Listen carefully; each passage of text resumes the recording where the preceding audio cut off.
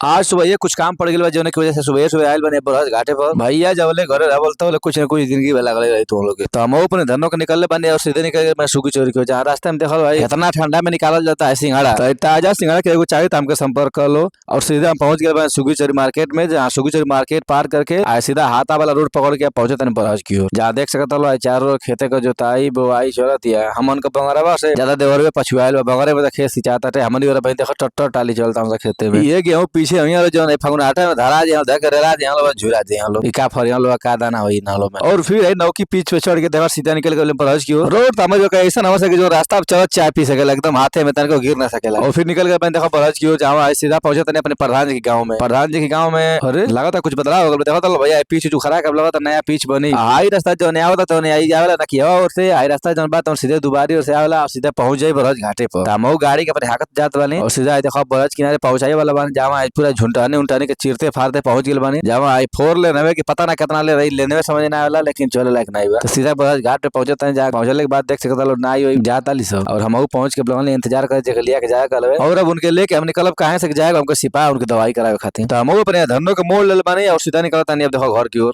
कहां से सिपाही जाए के बाद और सीधा ना किया वाला रास्ता से होकर निकलनी है जहां सामने देखो लो नई रास्ता और सीधा पहुंच गए मधुबन बाजार से होते हुए सिपाही की ओर और ये देख सकता लो हमारे सिपाही में एंट्री हो चुकल बा चौहान औषधालय पे चौहान औषधालय बहुत फेमस बाटे फालिस वाले लोगन खाते यहाँ देखे देखते फालिस वाले लोग एकदम नंबर लगौले बाटे यहाँ के देख सकता हो डॉक्टर भरत लाल चौहान बाना जौन यहाँ का डॉक्टर बना मेन तो हम दवाई दिवा के अब निकल गए घर की ओर यहाँ रास्ते में गाड़ी लेके जाता हम सोचने गिर जीते हम उठा ले और सीधा मधुबन पहुंचल बने मधुबन से अपने धनों को थोड़ा सा पिया तेल और तेल पिया के अब निकलता नहीं घर की ओर जहाँ सीधा गए घरे।